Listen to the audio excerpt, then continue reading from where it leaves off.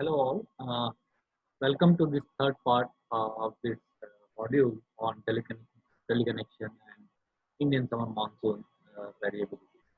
So in the past two modules, we have discussed the major challenges in front of us, uh, uh, why we should study the sources of water and the forces that are governing the transport of water or from one place to another place. So we were talking in the first module. We were talking about the water food energy nexus and what are the different and how different component of Earth of Earth are actually interacting with each other. So we have talked about coupled land ocean atmospheric interaction and importance of studying the monsoon processes. In the second module, we were discussing about circulation. So we have started discussing about the profile, vertical profile of atmosphere. Then we have started with the three-cell model, the planetary winds. What is known by trade winds and what are the westerlies, easterlies, what are the Hadley cell, polar cell, and ferrule cell that we have seen. So these cells are essentially actually to transport energy from one place to other places. And then we have seen what is mean by ITCZ, so that is the intertropical convergence zone.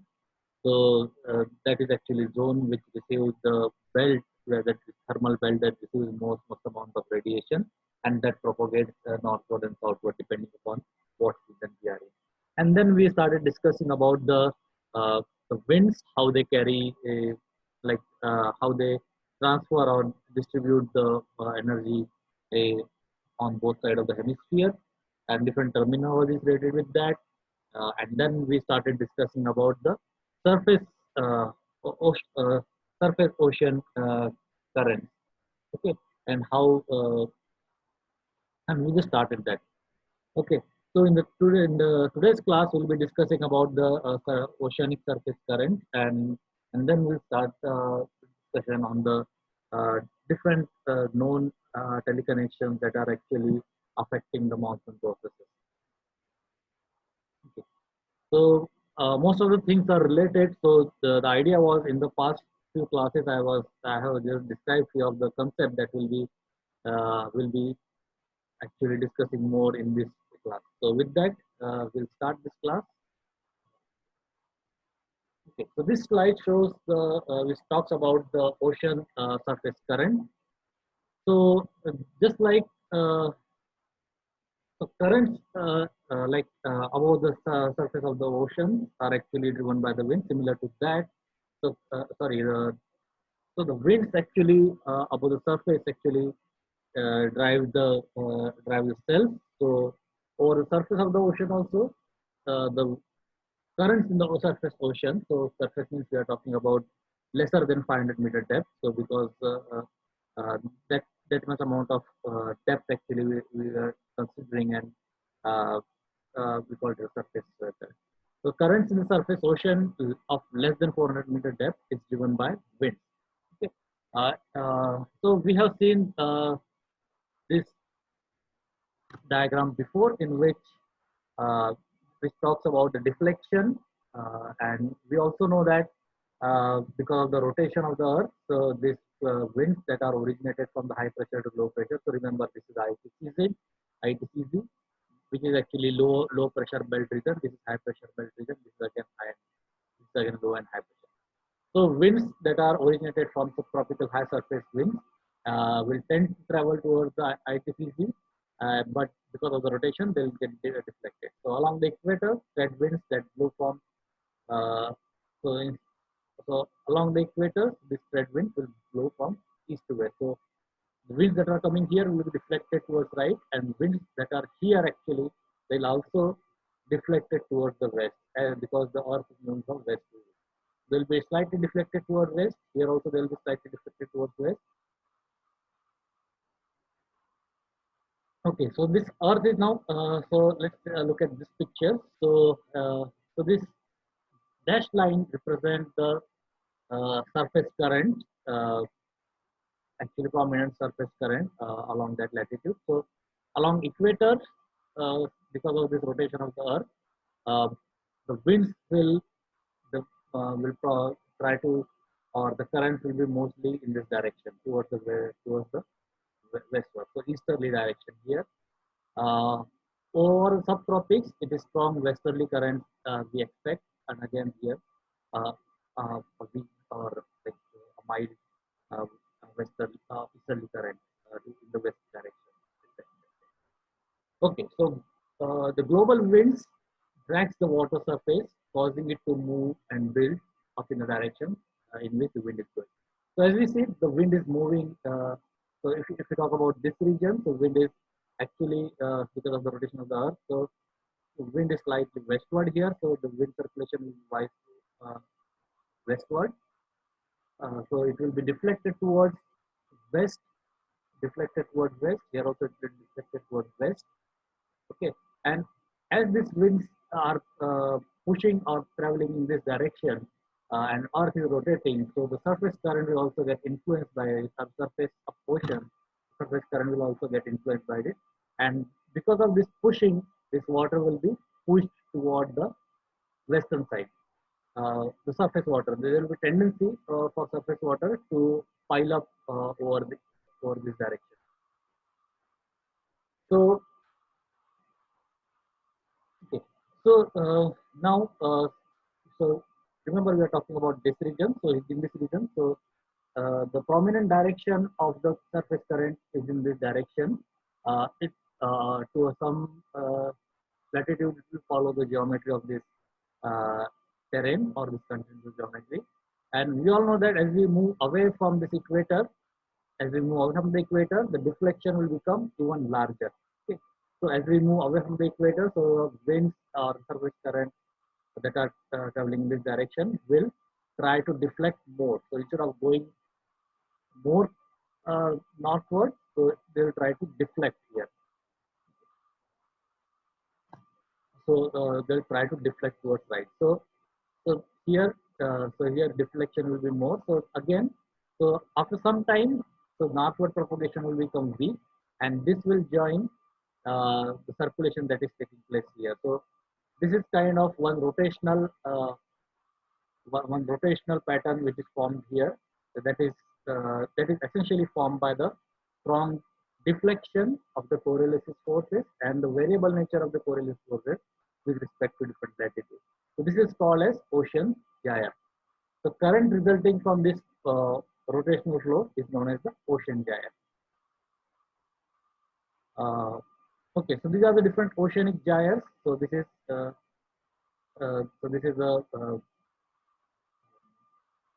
so this is North Atlantic gyre, South Atlantic gyre, and Indian Ocean gyre, Pacific. Uh, this is Pacific, South Pacific, North Pacific gyre. Okay, so yeah, so here this arrow denotes the direction of the current. This is in this direction the current is uh, strong, um, uh, strong to westerly direction there, and this is the gyre.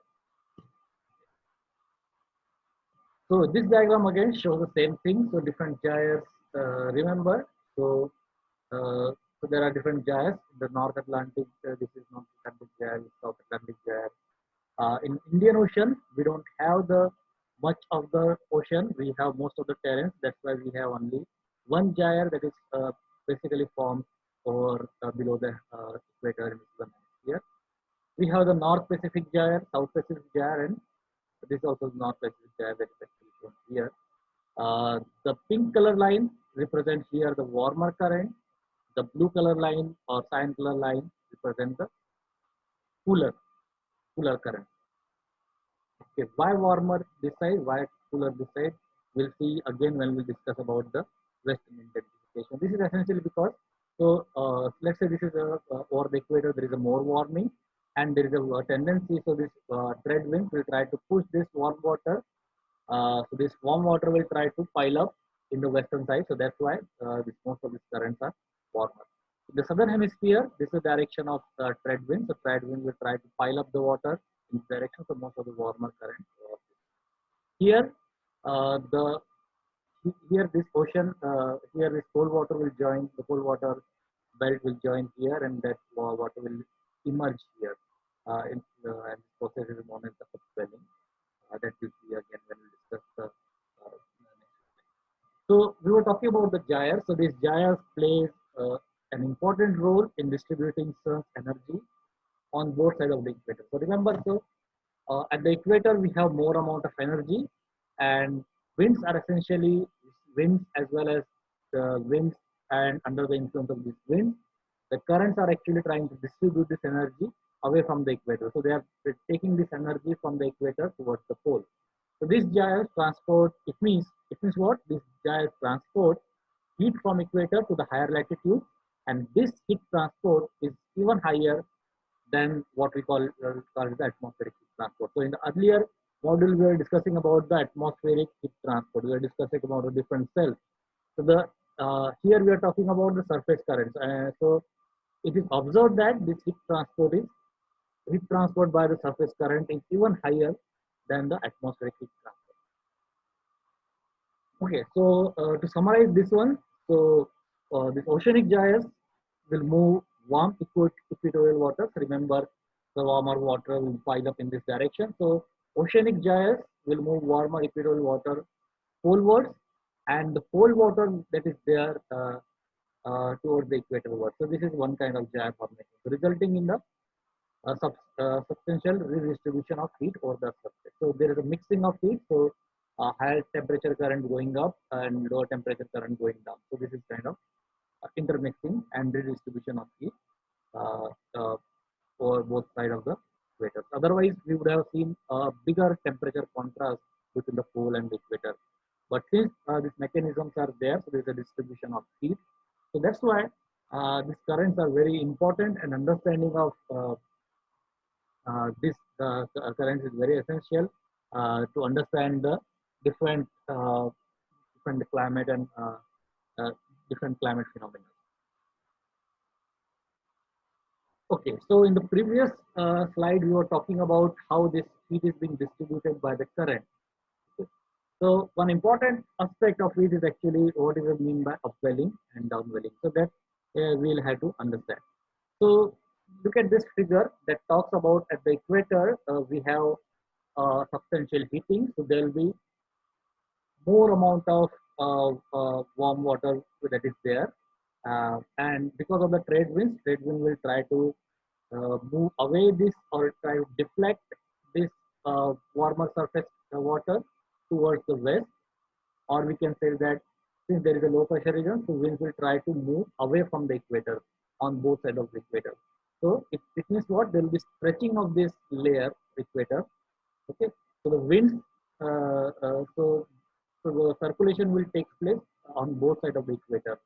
So making a hollow or void, not hollow exactly, so making a relative void here. Okay, so to fill this void, the current will reappear or reemerge from the bottom, and this process is called as the upwelling. So warm water will be pushed towards the towards the pole, and to fill that void, a cooler deep water from the deeper ocean will emerge, and this circulation will take place. So this process is called as upwelling. Upwelling is very important because it brings so cooler water. Remember, it's actually rich in nutrients. So this when this cooler water from the deeper layers, which is rich in nutrients, that will come in contact with the surface water that have enough access to the solar radiation. So the productivity over those regions will be very high because we have good amount of nutrients as well as sunlight. So phytoplankton growth will be more. Phytoplankton will be more productive for this. So this is known as the upwelling. What is downwelling? So downwelling is actually the opposite of that. So downwelling is here actually. So the winds are, so remember just relate with the headly circulation. So headly circulation, headly cell will try to subside here. So the winds are essentially cooler and drier over this region. So since they are cooler and drier, so there will be downwelling. Okay, so it will be there will be piling of water here, so there will be downwelling. Okay, so this is downwelling and this is upwelling. It is also important to see this concept is very important to understand how ENSO, how the condition from ENSO and non-ENSO changes across different years.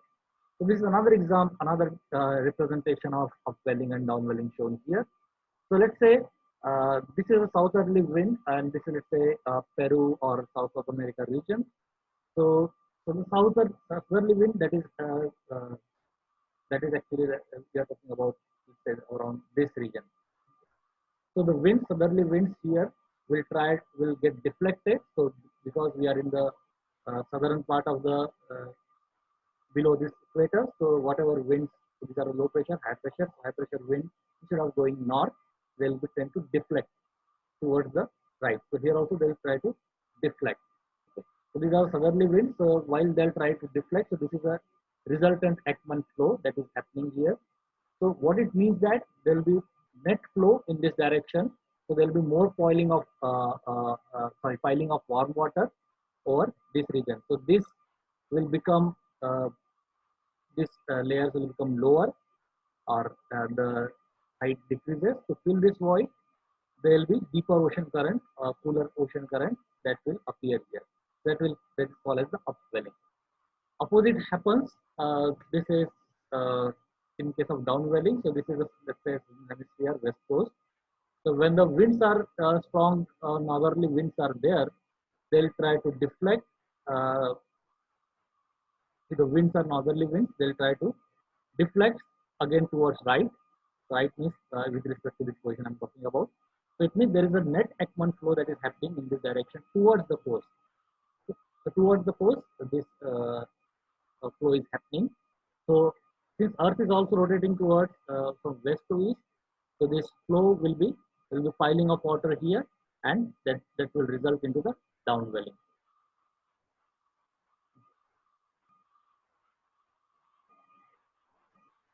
Okay, then now we have seen what is meant by ocean gyres and how they are related with the western boundary intensification that we have discussed. Okay, so it appears that many studies have shown that so this current that we are talking about, this represented by a pink line or a red curve line, these are very thin, or compared to this one, these are actually very strong and concentrated flow. And here the flow is more dispersed. Okay. So this is known as the western boundary intensification. That is related with the rotation of Earth, the Coriolis force, and how that Coriolis force is changing with respect to latitude. So this is actually your, let's say, your equator. Away from the equator, the this is, let's say, this is your equator. So away from the equator, the magnitude of Coriolis force is increasing, so it will be more try to deflect. Okay. So so as the wind is moving in this direction, there is a tendency of current to get piled up here, and because of this Coriolis forces, the flow will be more concentrated. So this gyre that we have discussed, so because of this Coriolis effect, the center of this gyre will tend to shift towards towards the west direction. So there will be more concentrated flow on the right hand side edge compared to the left hand side edge. And this is actually true everywhere. So in the northern hemisphere, we can see and so there is intensification of current in the western edge. Here also there is intensification of the current. So remember, here the trade winds will be deflected in this direction. There is a intensification in this direction and dispersion of cold water over this. This is known as the western boundary intensification. So that is also visible here. So there is a dispersion. So the dispersion of this colder current and intensification or concentration of the warmer current over the western boundary. So till now we were talking about the surface ocean. Let's see how heat is being distributed to the deeper ocean. So this figure talks about the distribution in the deeper ocean. So we are talking about greater than 400-meter depth. So at the surface of the ocean, so the distribution the currents are driven by the winds, but here they are essentially driven by the density. So by density, we are indirectly considering the temperature as well as the salinity. So if the salt content is more, there will be more density, okay? And also the temperature. If the temperature is warm, the density is low. So like this. So let's say this figure that talks about cross section of this Atlantic Ocean. It's starting from North Atlantic to Southern Atlantic. So this is your North Atlantic, this is your Southern Atlantic, okay? And this is your equator. So remember, so at the surface we receive, at the equator most of the heat is received, and that heat is being redistributed by the uh, divergent flow, uh, divergent flow away from the equator. So this ocean, so this layer will absorb most of the heat. So down arrow represents the absorption of heat. So most of the heat is being absorbed here, and the heat is also coming up here. So it's a piling of warmer current here. Away from the equator, if you see, or if you see towards the polar region, so there is a less amount of solar radiation received. So it has tendency to lose more amount of energy. So most the temperature is being dissipated. So there is less amount of warming. So this is actually, this temperature is more cooler than this one. Similarly, if you see the southern part of the southern polar side, or Antarctica side, so you can see the water is even cooler than the uh, northern side. Okay, so the water that is actually cooler and saltier, that will tend to sink. So this is a sinking of cool and deeper water, and that is known as the, so this is actually sinking here. So this current is known as the North Atlantic deep water current, and that will re-emerge again in the Southern Atlantic here. Okay, so we are talking about the current that is starting from North Atlantic and that is coming here in the Southern Atlantic. Okay, as I said, the Antarctic here actually the current is even colder because there is no restriction to the flow. There is a circumpolar flow that is happening here. So, and also the temperature is also even lower than the what is being found here. So this current will again go even to a deeper depth than as compared to the current that is coming from the North Atlantic. So this is a pink color shows, pink color current shows the Antarctic bottom water current. Okay. So this current will again reappear here in the form of shallow return water flow. Okay. So this is how heat is being distributed within the deep ocean. Okay. So let's say this is actually your conveyor. So this is kind of conveyor belt. So, and it takes about like thousands of years for heat to for this water to reappear here. So this is essentially a sink uh, where sinking of the deeper water takes place. So these are the locations, and they are reappearing. They are reappearing again. So this is, as I said, this is one kind of conveyor belt. So this is not just one conveyor belt. There are various conveyor belts that is actually represented in this figure. We will not discuss into much detail here, but these are actually uh, a great conveyor belt, great ocean conveyor belt that essentially uh, redistribute the heat, that bring heat from the deeper ocean, that dissipate the surface heat to the deeper ocean, bring the deeper water, or you can say that redistribute the heat from upper layer to lower level, and from lower layer to upper layer. So these are the different conveyor belt that is shown here.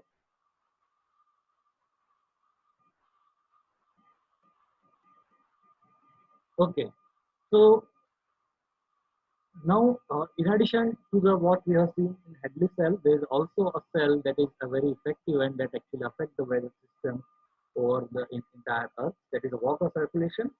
So water circulation is around is the atmospheric circulation. So this is atmospheric circulation of air over equatorial Indian Ocean, or sorry, no, not equatorial Indian Ocean.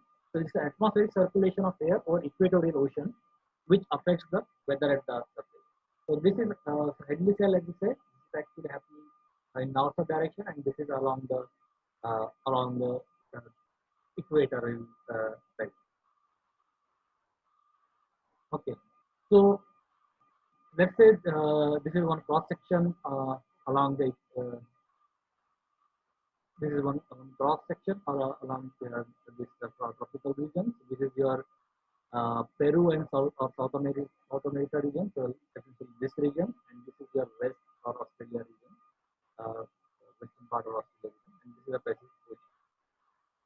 Okay, so as we've seen, the Earth is moving in this direction, so the wind, the trade wind will move in this direction. In the northern hemisphere, in southern hemisphere, they'll tend to move in this direction. So more westward current. So essentially, we have strong westward current. So the current, so the trade wind, will try to pile up the warmer water in this region. So that's why uh, water is more warmer here, and also the depth of water is even higher than this region. Okay. Now, since there is a more warming here, so there will be more like evaporation will take place, and that will result into the uh, convective activity over this region. So upward, so this warm air will rise up, and it will, upon hitting this cocoa part, will try to deflect. It will try to deflect in this direction, and it will again come down or subside in the eastern part of the equatorial region, and so this cycle will get continued. So along the surface, so the essentially your transport, air transport is around like winds are moving from uh, east to west, so basically easterly winds. So there is a convection, rising motion, and then we have the strong westerly current at the higher atmosphere. So west to east current, and then there is subsidence. So this subsidence branch will bring a cold and dry pressure over this region, whereas this region, this rising air will make uh, the condition uh, more warm and wet condition over this region. So this circulation is known as the Walker circulation.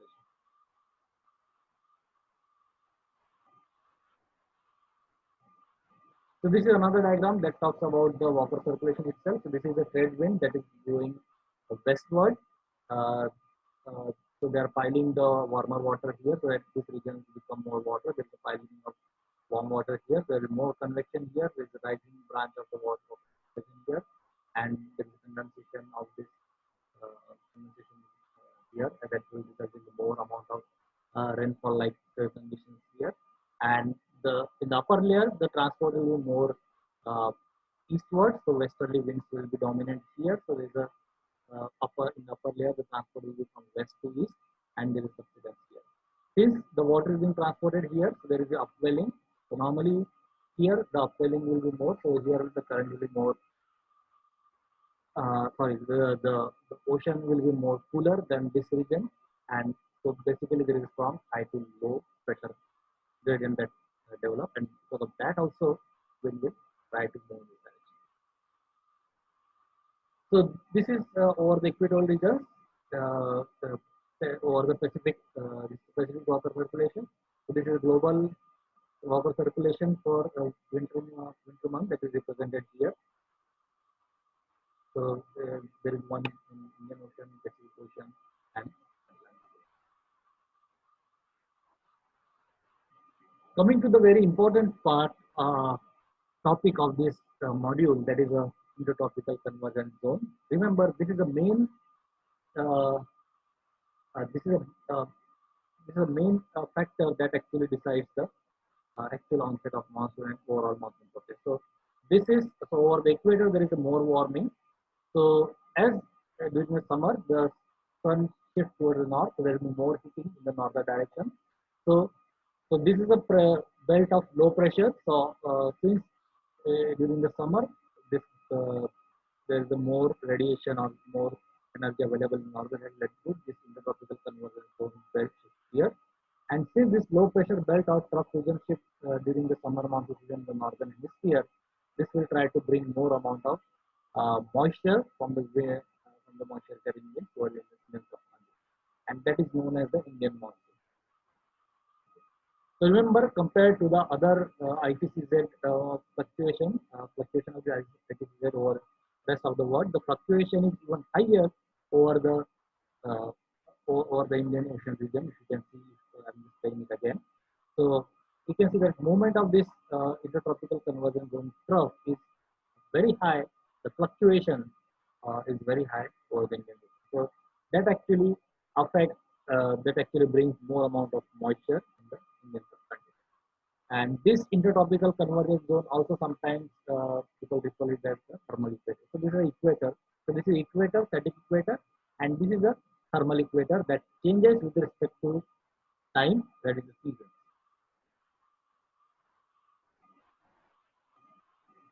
Okay, so as I said, this intertropical the northward propagation of this intertropical convergence zone during the summer monsoon season or during the summer season brings more amount of moisture. So there is a northward propagation of this intertropical convergence zone. So this intertropical convergence zone will be migrated in the northern direction in the month of June, July. So since the low pressure will form here, so air will try to subside here. So remember Coriolis force. Suppose if you have, this is your equator, so at the equator, the trade winds will try to uh, so the trade winds are like this. Here, uh, the, the, the, the, so the trade winds are here. But now during the summer season, this belt itself is shifted here. So this this trade wind will change its path due to the Coriolis force, and it will start moving in the uh, southwest direction, southwesterly. So this winds become more southwesterly and they carry moisture towards the Indian subcontinent. So we call that process as a monsoon process. So monsoon is a derived word from Arabic or Hindi word that is known as mausam or season. So causes of monsoon are actually uh, so one of the main cause that I have explained is actually the uh, seasonal migration of intertropical convergence zone. That is the one reason. Another reason is actually this is actually strong land sea thermal contrast. So remember, land has a small heat capacity compared to the ocean.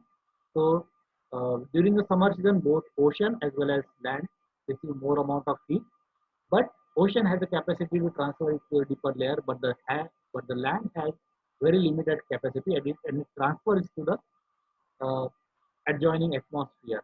So there will be strong low pressure formation over the Tibetan region. That is the center where the strong low pressure strong low pressure region forms. So there will be so there is strong this tropical easterly jet kind of formation takes place. This is a strong low pressure formed here, and at the upper layer, there is a rising motion here, and in the upper layer, the movement of air will take place like this, which will subside in the very high pressure region or the current region, and this cycle. This is known as the tropical easterly jet. So this is moving from the easterly direction. This is the tropical. In addition to that, we have one more jet that is a tropical westerly jet that is actually moving propagating in this direction. But that will discuss more when we discuss more about different teleconnections. Coming back to the cause of monsoon, as I said, there is a strong land sea thermal gradient, and this is essentially because of the differential uh, heat storage capacity between land and ocean. Uh, so, so that's why it will be served as a strong land sea or gigantic land sea breeze. So the monsoon over India. So this is during summer season, during winter season.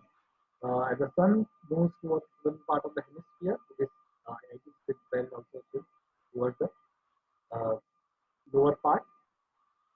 Okay, so this is during winter. So to fill this low pressure belt, will this trend will flow in this direction, will flow in this direction. So we call it as a northeast monsoon or uh, winter monsoon.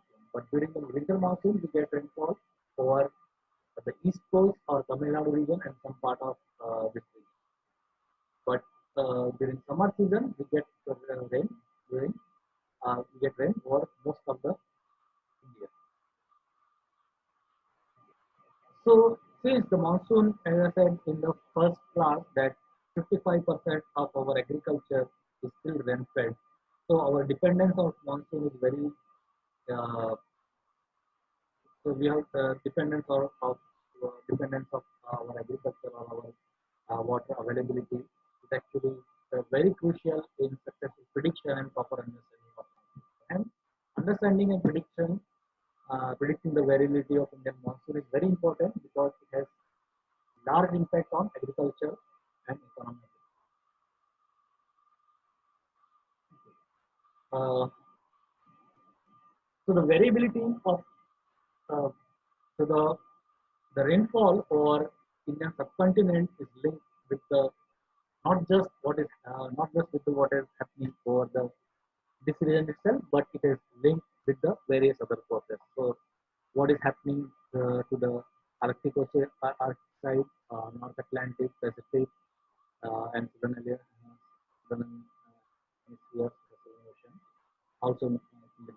So all of these are actually interconnected, and that results into significant amount of variability. Some directly affect the interseasonal variability, some affect the interannual, multi-decadal, or quasi uh, like uh, quasi-decadal or something like that. So, so these are actually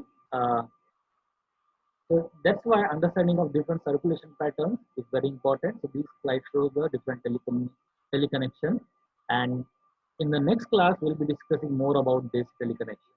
So with that, I'm stopping here. Thank you.